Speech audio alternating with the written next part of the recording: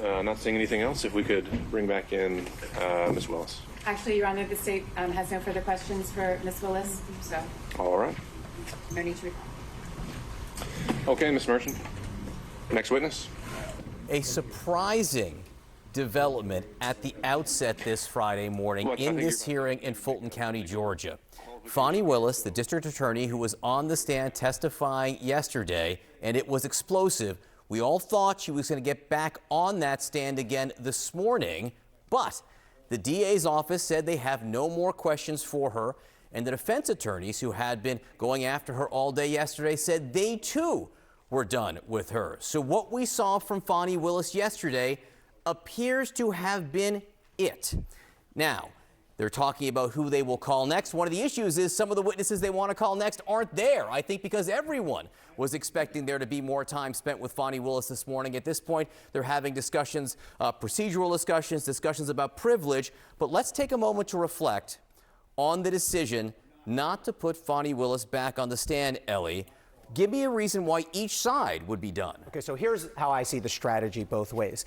The DA's office, easy calculation. If you can end her testimony and put a bow on this, you're happy. You don't want to bring her back. All that can happen is bad if she comes back. It's unpredictable. You don't want the DA on the stand. If you have an opportunity to end this, you end this. Now, from the other side, from the defendant's point of view, I think they've recognized properly that she's not going to suddenly give it up. She's not going to admit she ordered the code red. She's not going to order she's done any of the things that she has been alleged to do. The way the defendants are going to have to prove their case is with other evidence, with documents relating to bank records or phone calls with other witnesses. That's the only way they're really going to undercut her. They're not going to get her to just reverse herself on the stand. Karen? I mean, you're sort of seeing how the sausage is made, right? There's a lot of waiting. There's a lot of, oh, the witness didn't show up. That's kind of the way normal court actually is, not court on TV, right? And so their calculation, though, I think is a big mistake on the part of the defense to not clean up yesterday's testimony. The prosecutor was smart, I agree with Ellie, not to cross-examine her, right? Because that's what they could have done, is cross-examine Fani Willis. It's a cross-examination of their own witness. But the defense should have focused the questions on the finances today. Because as Ellie said, you can easily order documents that they either are or they aren't a certain way, or they either say or they don't say a certain thing. And they just haven't met their burden of disqualification. So if I were on the defense side, I would want to focus my questioning away from the relationship and more just on how does it work in the office? How do you hire someone? Who approves? How do you decide how much he gets paid versus other people get paid? What were those conversations like? How did you determine $250 an hour? All of the things that would potentially go to disqualification, and they didn't do it.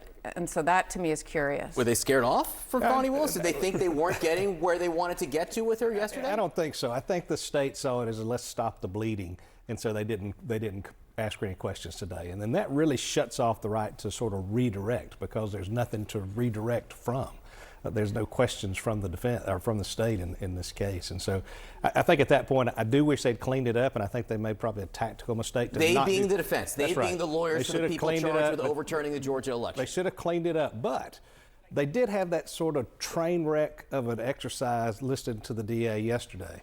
And now we hear that the witness they're waiting on is this lawyer who they tried to put up yesterday. And he tried to say, well, I don't want to be disbarred, I've got privilege. Well, clearly, if we believe Ms. Merchant, and she said it in court with her phone, she's got text messages from this lawyer which will refute the testimony of the district attorney. So they may have wanted to lock Ms. Willis in, which they've done yesterday. Now they're going to get information, if the judge allows the privilege to be breached, to put, to counter that testimony.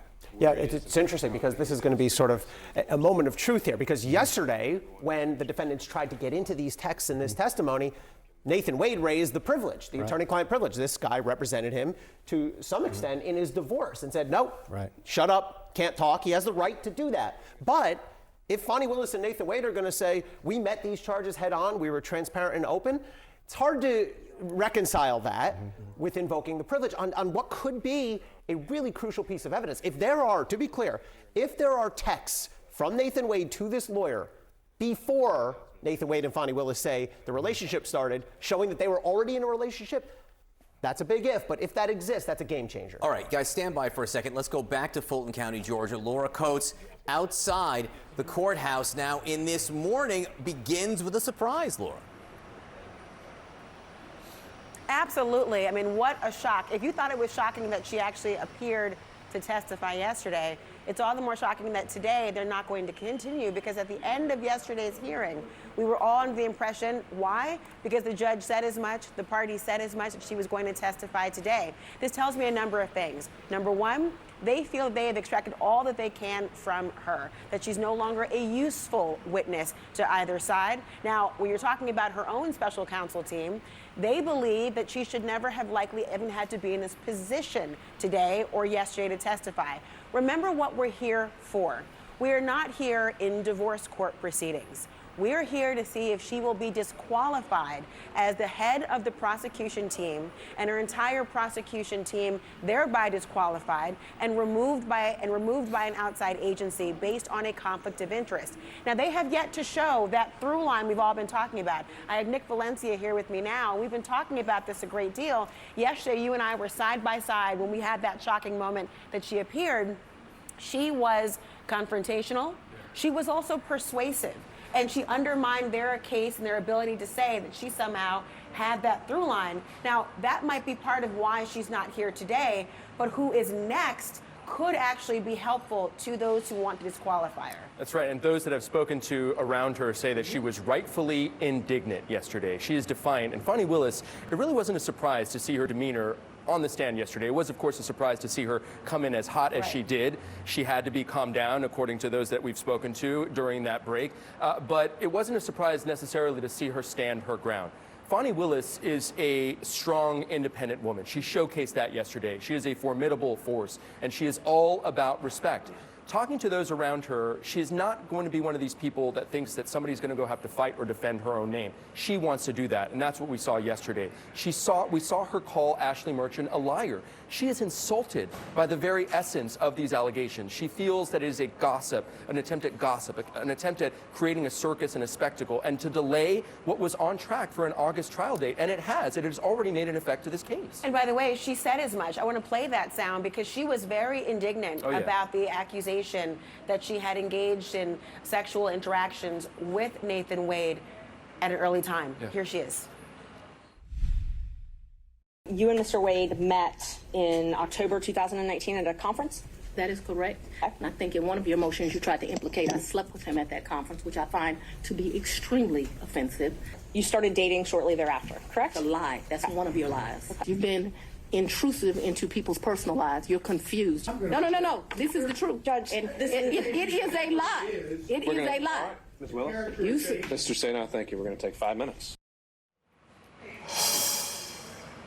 I mean, Nick, think about that moment there. Because at the core, remember what needs to be proven. It needs to be proven there was a financial benefit derived from an improper relationship leading to such a conflict that a defendant could not get a fair trial. She is indignant about the accusations and going into that particular aspect of it. The inference is that she needs a man to pay for her. And she made it clear yesterday that a man is not a plan. It's not somebody who's going to, treat her or sort of be this savior in her life. She doesn't need that. She made a point. That was important. I don't want to cut you off, but that was important because of the finances, right? Because the idea of whether the personal benefit was derived was tied to financial gain. And I want to pick on this because there was an inference yesterday from defense attorneys that her having these stacks of cash somehow is sort of nefarious or that should lead to some, question marks. It might be a cultural thing. I know a lot of black and brown people who keep cash on them. There's a mistrust of the systems at large. People feel like this is our hard-earned money that we earn with blood, sweat, and tears. It's certainly something that happens here in Atlanta and beyond in our community, so I don't think that is sort of a gotcha moment for the defense attorneys at all, Laura. Well, we will see what it means. I mean, my great-grandmother died at 105, and I know she had money in her insulation. John? Yeah. So they are in recess right now in that courtroom. The pictures you're seeing on the screen are from yesterday. As of now, there is no judge presiding over this case. He is outside the courtroom. Everyone is outside. They're trying to figure out what happens next, when they will have testimony from the former law partner of Nathan Wade and how much he will be allowed to say. They're arguing about privilege. These are the discussions that are going on right now.